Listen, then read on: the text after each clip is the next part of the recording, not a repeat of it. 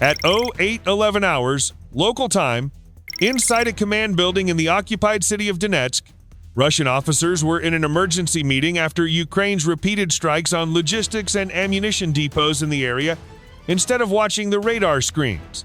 They had no idea that 50 miles to the northwest, 12 Ukrainian FP-2 UAVs had just departed Kramatorsk and were heading straight toward them. Each one carried a 220-pound warhead, enough to turn the meeting inside the building into a disaster. Although the mission was proceeding exactly according to plan, everything would change in just a few seconds. The newly installed SKVP airspace control system in this area detected the UAV swarm at a distance of nearly 46 miles, only a few minutes after they left the launch area. On Ukraine's electronic monitoring channel, unusual signals began to appear. S-band radiation, in the 2.7 to 3.1 gigahertz range, was sweeping across the approach corridor from the Donetsk direction. The FP-2 swarm immediately dropped lower, hugged the terrain, and split formation. Their small engines roared steadily as they tried to maintain speed inside the danger zone, where just one stable target lock could cause the entire plan to collapse. The S-350 Vityaz's 50N6A multifunction radar had acquired the targets. Its electronically scanned array steered invisible beams across the sky, searching, tracking, and providing guidance data for the missiles at the same time. From a 50 P-6 launcher, a 19-foot-long 9M96E2 missile left the launch tube vertically, rolled in midair, and then drove toward the intercept point. Inside the 50 K-6A command vehicle, the soldiers closely tracked the FP-2 swarm as the missile accelerated toward the pre-calculated engagement area. The missile was not chasing each UAV individually. It was flying toward the position where, according to the calculated model, the FP-2 swarm was expected to appear in the next few seconds. This principle is called proportional navigation. It is like the way a baseball player does not run after the ball at every point in its flight, but runs to the place where the ball will come down. The missile works the same way. It does not follow the UAV like a predator chasing prey at close distance, but continuously calculates the shortest intersection point between the two flight paths. The S-350's fire control computer solved this geometric problem continuously, updating the intercept point based on the speed, direction, and changing altitude of the FP-2 swarm. But against 12 small targets flying low, dispersed and hugging the terrain, every prediction became fragile. A deviation of only a few seconds could cause the missile to arrive exactly where the UAV swarm had just left. At an altitude of about 150 feet over Ukraine's farmland, the FP-2 swarm dropped down along the river valley, using the terrain itself as a protective shield. The curvature of the earth, low tree lines, and folds in the ground created radar shadow zones that the S-350 Vityaz could not see through consistently. At this engagement range, the radar horizon blocked most targets flying below 300 feet. The 50N6A radar was left holding only intermittent signals. The targets were last seen at the 10 o'clock direction, speed about 130 miles per hour, with altitude changing continuously. In essence, this was no longer a firm track, it was a hunt by probability. The S-350's fire control computer combined what the radar had just seen with physical predictions, speed, flight direction, estimated altitude, and the terrain ahead. The FP-2 swarm could disappear behind the valley. But if it wanted to continue the mission, it still had to pass through several approach corridors that could be predicted. Previous missions had left traces. UAVs could not fly completely at random if they wanted to reach the target accurately. They had to follow the tree lines along the highway, avoid open radar zones, then rise for a few seconds to correct their flight path in the terminal phase. The S-350 was no longer only tracking, it was predicting where the FP-2 swarm would appear next, like a hunter aiming not at the prey standing still, but at the path it was forced to run through. Inside the command vehicle, the operator watched the signal traces appear and disappear. Every time the FP-2S changed direction to avoid the scan zone, they lost more energy and approach time. At low altitude, turbulent airflow and constant steering corrections caused energy consumption to rise sharply, from about 1.2 kilowatts in steady cruise to more than 2.5 kilowatts during evasive segments. Then the battery opened fire. Two 9M96E2 missiles left the 50P6 launcher, rose vertically out of the launch tubes, rolled in midair, and then drove toward two different intercept points. They were flying to where the computer predicted the targets would appear in the next few dozen seconds. The active seeker of the first missile acquired one FP2 just as it rose above the tree line. The roughly 60-pound warhead detonated near the target, throwing fragments that tore apart the wing and fuselage of the UAV. The FP2 lost lift, spun, and crashed into the field below. A few seconds later, the second missile locked onto another signal that was trying to break away from the formation. A brief explosion flashed in midair. The second target disappeared from the screen, but the rest of the FP2 swarm did not continue flying along the same route. Immediately after the two interceptions, they dropped lower, hugged the valley, and spread the formation wider. The signal traces on the 50 N6A radar began to flicker, then break apart. At that distance, even the S-350 Vityaz needed a clean enough line of sight to maintain track, and the UAV swarm had just regained the one thing it needed most: terrain. The strength of the S-350 lies in its ability to calculate, track multiple targets, and launch multiple missiles almost at the same time. But when the targets are small, low-flying, and constantly slipping into mass zones, that advantage is dragged down into a gamble. Two FP2S had been shot down, but the remaining 10 disappeared into the folds of the ground and continued rushing silently toward the target. The intercept data was immediately passed down to the closer defense layer, where a Panzer S-1 system was already waiting on combat alert. On the screen of the 1RS-11E search radar, the remaining 10 FP2S did not appear as clear targets, but like a chain of small, low, broken signals, at one moment appearing against the ground, at the next disappearing behind a valley. For the operator, this was the moment to make a decision in 5 seconds. For the Panzer S-1 fire control computer, it was a simpler equation. The targets were closing in, the distance was shrinking, and the firing window was closing very quickly. At 0817 hours, local time, the 1RS-2-1E fire control radar picked up the two clearest signals in the FP2 swarm. They had just risen above a low tree line to correct their flight path, only high enough for a few seconds to be separated from the terrain background. The operator did not wait any longer. Two 57E6 missiles left the launchers, accelerated to more than Mach 3, and rushed toward two different intercept points that the computer had just calculated. The first missile approached one FP2 on the far left side of the formation. Its fragmentation warhead detonated near the target, throwing fragments that tore apart the UAV's wing and fuselage. The FP2 lost balance, spun, and crashed into the field below. A few seconds later, the second missile caught up with another UAV that was trying to break left. A short flash lit up in midair, and the second target disappeared from the screen. But this time, the Ukrainian UAV swarm reacted faster. The remaining FP2S immediately spread out wider, dropped lower, and activated DRFM digital jamming devices on those carrying auxiliary payloads. This system received the incoming radar signal, stored the waveform, and then transmitted back a modified version to create false returns. It did not need to blind the entire radar. It only needed to make the system see too many identical targets at exactly the moment it had to choose the real one. On the Panzer S-1 screen, the aiming markers began jumping wildly. One real FP2 signal split into multiple small bright points. Some moved in the correct direction, some drifted slightly off. Some appeared and disappeared, as if the UAV had just made a sharp turn.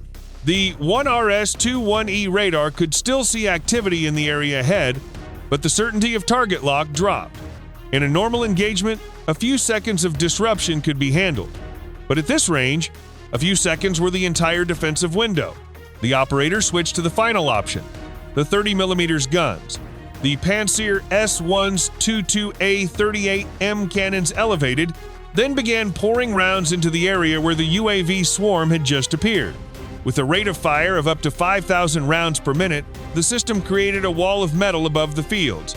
This was no longer precise interception of individual targets. This was probability-based fire, saturating the airspace where the FP2S might fly through. But the FP2 swarm was no longer following a narrow path. They split in multiple directions, some skimming along the riverbank, some sliding close to the forest edge, some dropping near low strips of ground to use the terrain. At an altitude of only 150 feet, every tree line, every mound of earth, and every low rooftop became part of the natural cover. Cannon fire could saturate a section of sky, but it could not bend itself around every fold of the ground. The 30mm burst continued sweeping across the sky, leaving dense streaks of light in the air. But many bursts passed only through empty space where a UAV had appeared 1 second earlier. DRFM made the radar see more shadows than real targets. The terrain chopped up the line of sight, and the dispersed formation meant the Pantsir S-1 could not concentrate firepower on a single cluster. By this point, the Russians understood the problem. They had shot down 2 more FP-2S, but the remaining ones had not been stopped. Part of the signals on the screen were real targets. Part were false returns. The rest had slipped below the radar line of sight and disappeared behind terrain. The Pantsir S-1 still had firepower, but it had been pulled out of a state of precise interception into a state of firing by judgment. And it was exactly that moment that opened the way for the UAV swarm to break through.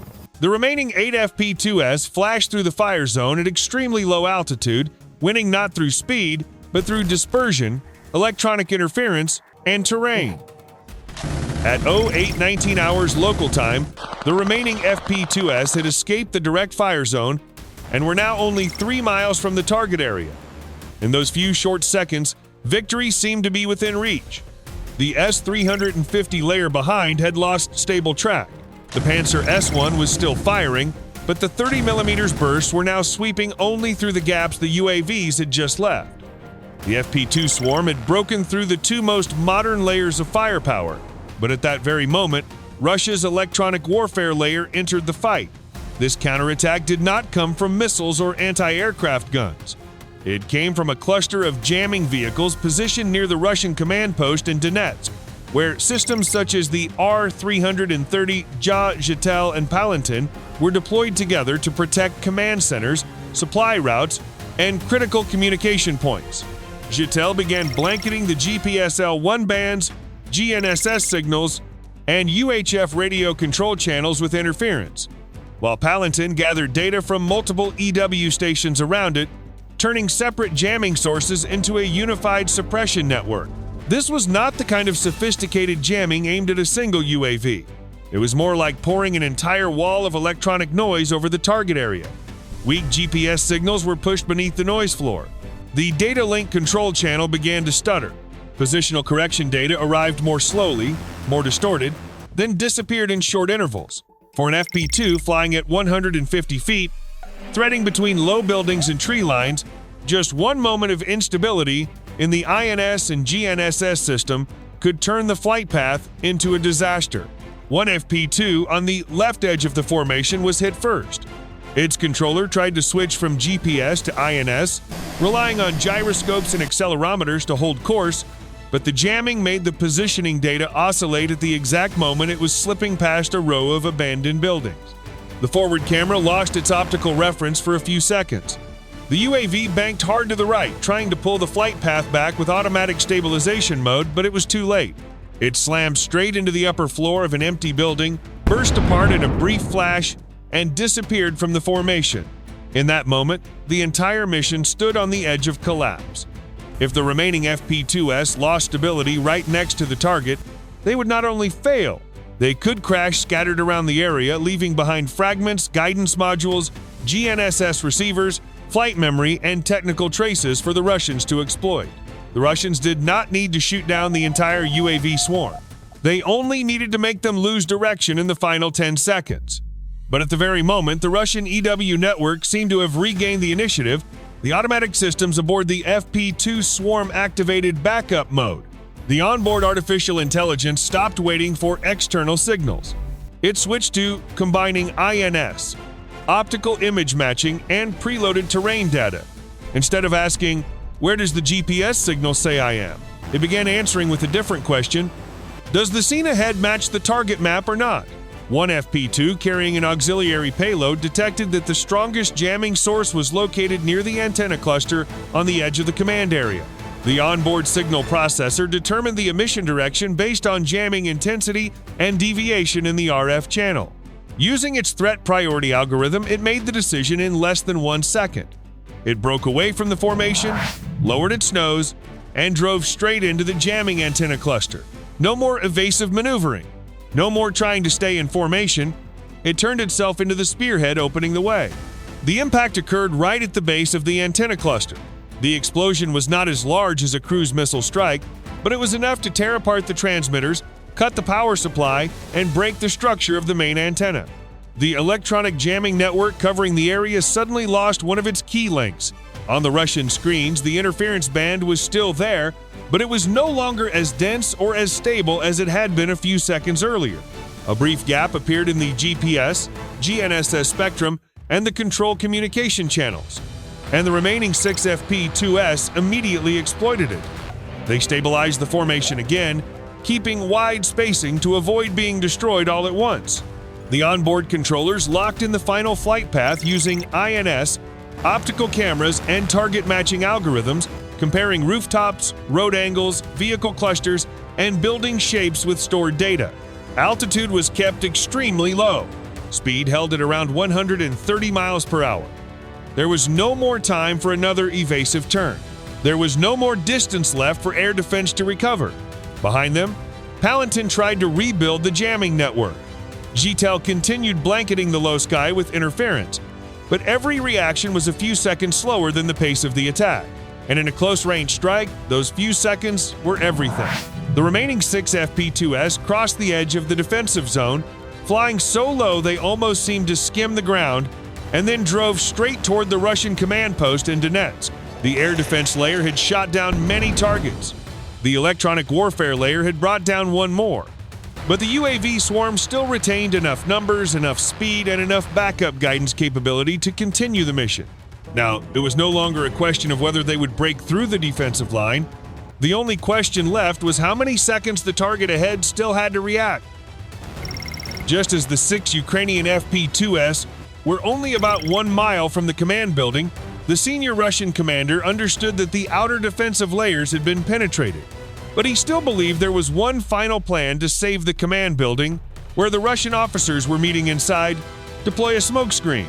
Russian units immediately activated smoke rounds and moved TDA-3 smoke-generating vehicles into position around the command area, trying to blind the optical cameras of the FP2S, disrupt the image matching process, and make the UAVs lose target lock in the final phase. In theory, only a few TDA-3 vehicles could create a dense smoke cloud, enough to cover an entire village or a large military area for many hours. If the building disappeared behind the smoke, Ukraine's precision strike could become a blind dive. The problem was that the smokescreen needed time to spread and become dense enough. At a distance of only 1 mile, those few seconds could change the entire situation. So the task of the Russian troops was very clear: buy time, fire to intercept, force the FP2 swarm to change direction or break formation before they could lock onto the target. And that was when the final defensive layer began to fire. At 08:20 hours, local time, the remaining 6 FP2S had closed in on the Russian command post in Donetsk. This was also the moment they entered the final defensive layer. Machine gun crews, riflemen, and several trucks mounted with Zu-232 anti-aircraft guns positioned around the building. The Russian troops were equipped with thermal sights, heavy machine guns, and assault rifles, while the 23mm Zu-232 guns could fire at a rate of 2,000 rounds per minute at a distance of 1 mile. A dense stream of fire like that did not need precise radar lock. It only needed to saturate the patch of sky the UAVs were forced to cross. The firing positions were placed around the main approach axis. One truck-mounted Zu-232 was near the eastern gate. Other machine gun teams were hidden behind concrete walls, on low rooftops, and inside shattered window openings. The moment the small engine noise of the FP2S reached them, the whole area immediately lit up with tracer fire. The first burst tore across the road leading into the command post. One FP2 on the edge of the formation was caught just as it rose above a bush to correct its dive angle. A thermal sight locked onto the heat trace for a few short seconds. A burst of 23mm fire swept through, tearing apart the UAV's wing and fuselage. The FP2 lost lift, rolled sideways, and crashed into an empty lot near an abandoned building. But the remaining 5 immediately scattered. They no longer drove in along a straight axis toward the command building. One slid along the edge of a concrete wall. One slipped through the gap between 2 abandoned buildings. 2 moved along the line of bushes and rubble to the south. The last one made a wide turn to the left, using the old structures themselves as cover against the incoming fire. For the Russian gunners, this was the worst possible situation. When targets flew in a cluster, the Zu-232 could put up a wall of fire in front of them. But when the 5 FP2S spread out at an altitude of only about 164 to 328 feet, threading between abandoned buildings, low tree lines, and broken concrete sections, the fire net was stretched to its limit. The Zu-232 guns continued to roar. Tracer fire swept across windows, brick walls, treetops, and the road surface, but the FP2S were not flying clean, predictable paths. They dropped low and then climbed, disappeared behind rooftops, and then suddenly appeared from another angle. Many bursts passed only through the empty space where a UAV had been 1 second earlier. The FP2S began entering the final attack phase. Their onboard guidance systems switched to image-based target lock. The forward cameras compared the shape of the building, the window openings, roof angles, and vehicle positions with stored data. INS held the basic flight direction, while the optical algorithm corrected the final deviations as the UAVs crossed the fire zone. The Russians kept firing, but their firepower was being split apart. One Zu-232 swung to the right to intercept the first target. At that exact moment, 2 other FP2S appeared from the left. One machine gun team elevated their barrels higher, and another UAV slipped just below their firing line, skimming past the roadside like a shadow. By then, the Russian troops understood that they no longer had enough time to stop all of them. Over the radios, target calls overlapped one another: east, south, low roof, behind the abandoned building. But every warning came half a beat too late. One FP2 rushed past the side gate, another crossed over the broken southern wall. The remaining ones locked onto different faces of the command building, preparing for the final impact phase. The remaining 5 FP2S drove into the edge of the smoke screen. In front of them, the command building had almost disappeared behind a thick layer of smoke rising between concrete blocks, low rooftops, and abandoned streets. In theory, this was a very effective shield. A smoke screen can scatter laser beams, causing weapons guided by target designation to lose their lock point. With multispectral smoke, the tiny metallic particles inside can also block part of the infrared spectrum, blurring thermal cameras. A command post that normally emits strong heat from generators, antennas, and electronic equipment can temporarily turn into a meaningless blurred mass on reconnaissance screens. But the Russians were wrong on one important point. Smoke is also a double-edged knife. An area suddenly covered by a massive smoke screen does not only hide the target, it also screams to the enemy that something extremely important is here. And Donetsk was not unfamiliar ground to Ukraine. They knew every street, every building, every yard, and every cluster of structures in this area. In the mission memory, the FP2S already had the GPS coordinates, satellite maps, and pre-war image data. When the optical camera could not see through the smoke, the guidance system switched to its backup method. INS held the flight direction. GPS cross-checked the position. And the image-matching algorithm compared the details still visible at the edge of the smoke screen with the stored map. Below, 2 nearly identical 10-story buildings appeared faintly through the smoke, each about 98 feet apart. GPS indicated that the target was the northern building, but if they drifted by just one building, the mission could fail. The guidance system immediately compared the stored satellite image with the current position, the roof angle, the yard, the secondary access road, and the characteristic damage left by earlier battles. Pattern match complete. Confidence level 99%. The Ukrainian control crew did not wait any longer. The dive command was sent, the 5 FP2S lowered their noses, pierced through the edge of the smokescreen, and drove straight into the command building. At 08:21 hours, local time, the area around the command building had turned into a mess of chaos.